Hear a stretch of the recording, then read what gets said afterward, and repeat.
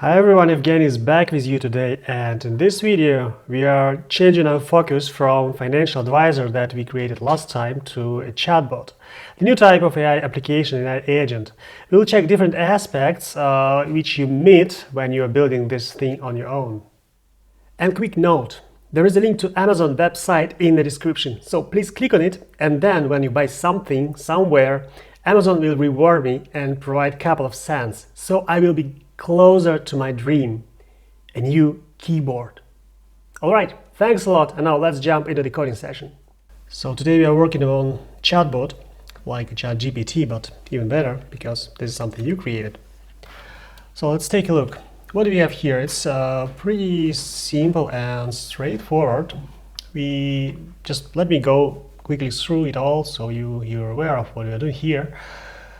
We define an LLM, which is a model of GPT-4o Mini, and then for this chatbot, we define a system message, which says that you're a helpful and knowledgeable chatbot assistant, and you goes to help me and provide clear answers, and all this stuff that's written here. And then we define a node chatbot with the name chatbot, and we take as a input parameter message state, which is the one from LangGraph, and just as a refresher, it contains a list of messages. So when you're communicating with your LLM and chatbot in this case, it collects all the messages and sends it over and over again to the LLM, so the LLM is aware of context. And what we are here doing, we are invoking the LLM, and we are taking the system message, which is not part of the conversation, but it's more setting up the tone for chatbot, and then we are providing all the messages.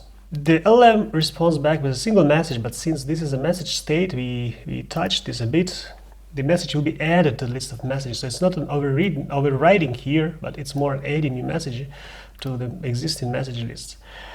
And then we created a graph, and it's pretty straightforward again, probably for you at this time, right? We define a state graph, and it takes message state, and we'll be talking more about that later today. We are creating a single node chatbot, and well, practically that's it. We have a start to chatbot, chatbot to end, and we also touched memory last time, but let's try and build it before without any memory, so we can even compare that our chatbot works. So I am compiling the graph. Wait a second, I have to pick the right Python. I'm compiling it. It's pretty simple, right, and straightforward. It's single node here. It just takes the input, sends it to LLM, and then responds back with something. And this is my first example. So I'm creating a human message. I'm asking, hi, I'm working on a Python project and I'm stuck with handling API responses. And let's take a look what it responds to us. And it says, okay, well, first of all, we have a list of messages, right? And it's human message first, and AI message responds the next one. It says, hi, I would be happy to help with handling API responses in Python. Could you provide more details about, and so on. And just to demonstrate, and this is why this one was commented out, that we don't have memory, my next question would be, okay, sorry, I don't remember, I also don't have memory, guys. So what was my previous question? And it's pretty simple, right? It's this one, but this time our chatbot is not aware of any memory concepts. So it replies, well, I don't have any access to previous interaction of questions.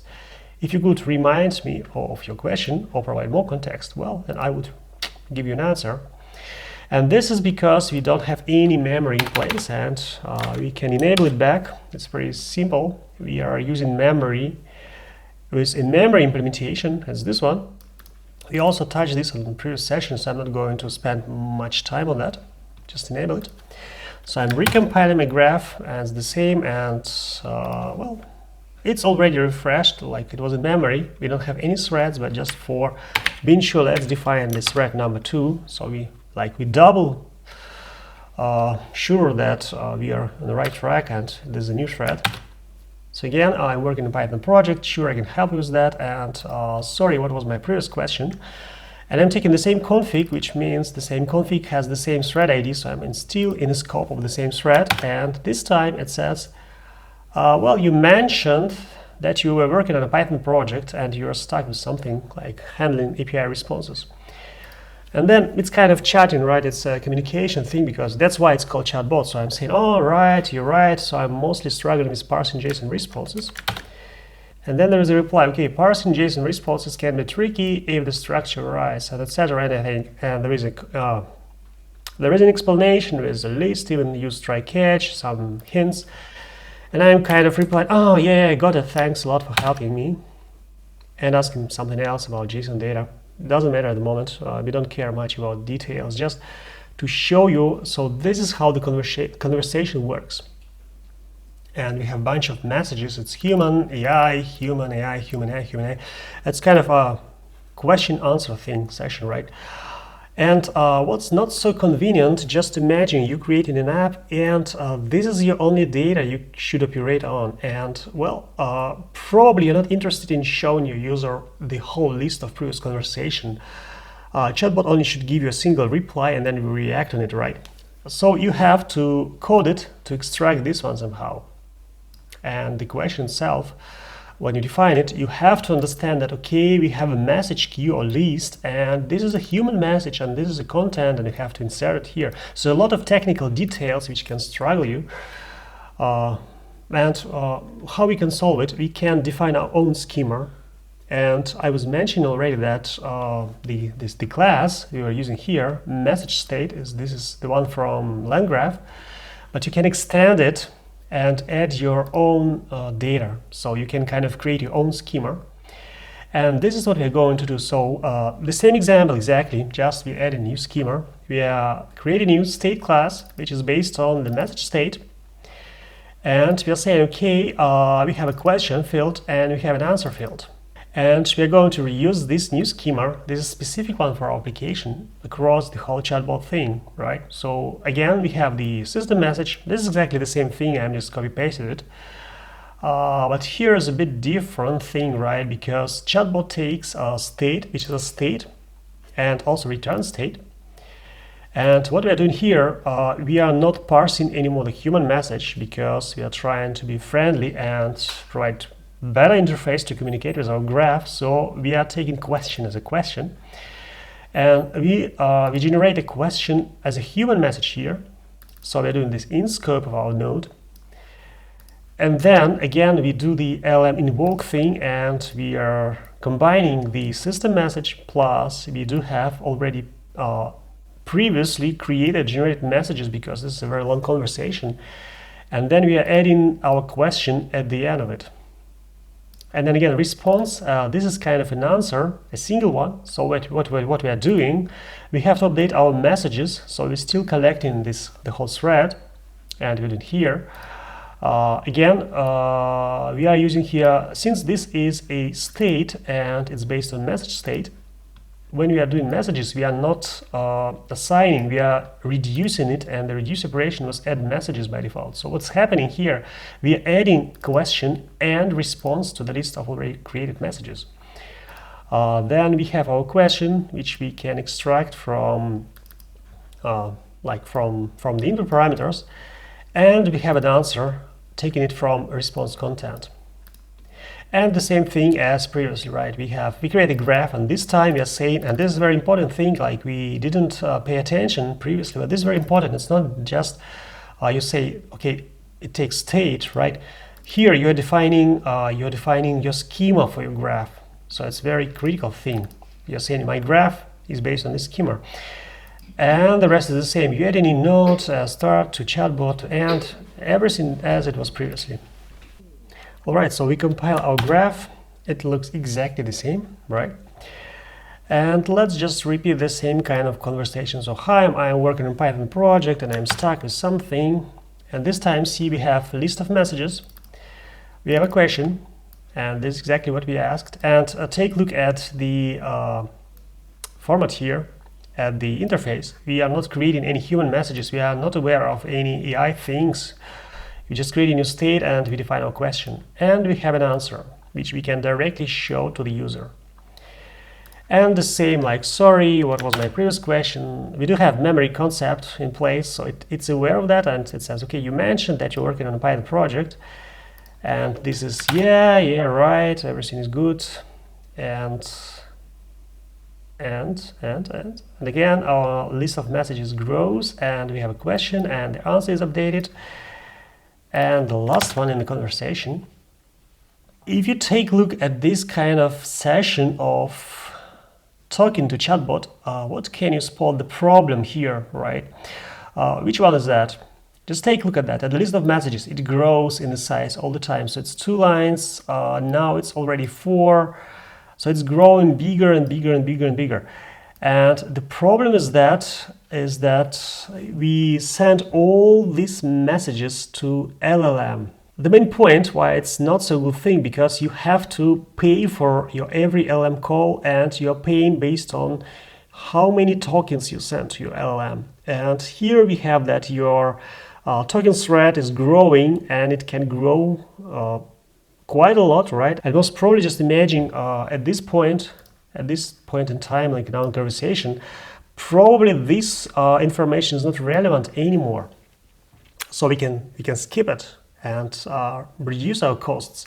So this is the problem you will face when you're working on such solutions. And there are a number of ways how to solve it. And probably you can see it already on the screen. It says message shrinking. So the idea is pretty simple, right? We have to remove all the messages that might be not relevant at the moment. And let's take a look at the ways how to solve this. So number one, we can limit number of messages. And I was mentioning this already, so we can agree on that some messages that are pretty old one, they are not actual anymore. They don't provide any additional context. So they can be skipped, right? And again, the same example, I'm not going to go through it. I'm just scrolling directly to the thing which is different. So what's happening here? We can trim message list, but not the one we are storing in our state. So we still keep our sources untouched, but we can shrink the list and send the shorter version to the LLM. For example, like here, what we are doing, we have the stream messages, and we take all the previously saved messages plus our question. And in this resulting list, we are taking only the last 4 messages, for example, like hoping that it's enough to provide the context of the conversation, and that the LLM will be clever enough to catch it and reply something really valuable to us. And here some logging, like we can see that number of messages that were sent to LLM, and here what we are doing, we still have to provide the system message, because this is really pretty crucial one. It defines the tone and the responsibility, and then we provide the list of our trimmed messages, and the rest is exactly the same. So let's take a look how it works, right? I'm compiling the graph again, and it says, okay, one message was sent, and this is true because it's only a human message. What else can we do? We can trim messages, and for that we can use a trim messages function from LangChain itself. And again, the same sources, and this is the only thing which is different here. And how it works? Well, you provide the list of messages, and these are previously saved messages from the state and the question.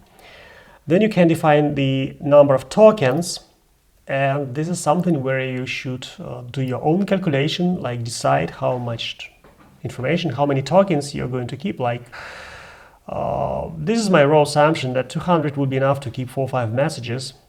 And the last disallow partial, which is set to false here, this is about if you want to include only complete messages, or you're fine with splitting them into parts.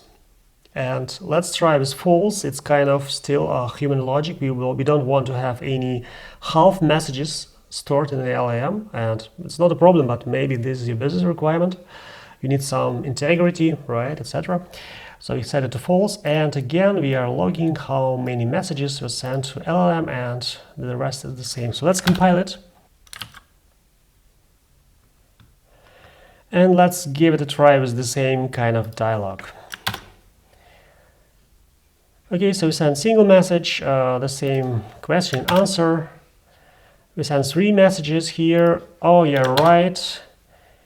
And we sent even 5 messages. That's even worse than the previous example, right? And the next one, we send this single message, and this is a bit problematic. Why it happens? Because the last message was this very probably lengthy explanation from LLM, which took all the characters.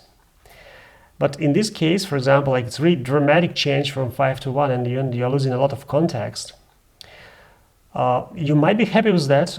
If you want to avoid that, you can increase the limits from 200 to something bigger, like 1000 or something.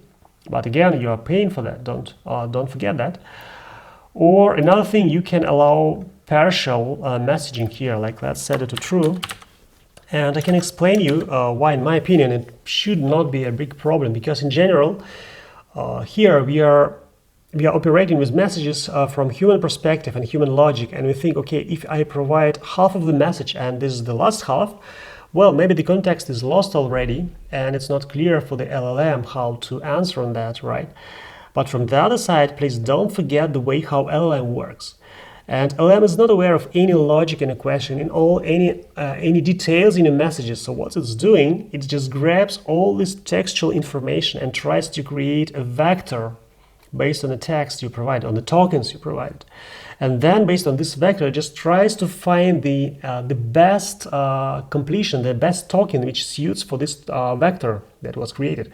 And if you think about this, well, it doesn't matter at all like how many messages you have, if there is something cut it in half, etc. So from the machine perspective, from the way how LLM works, this allow partial true is probably the thing that you have to use always. I know, otherwise, until you have any specific requirements where you have to preserve the whole message.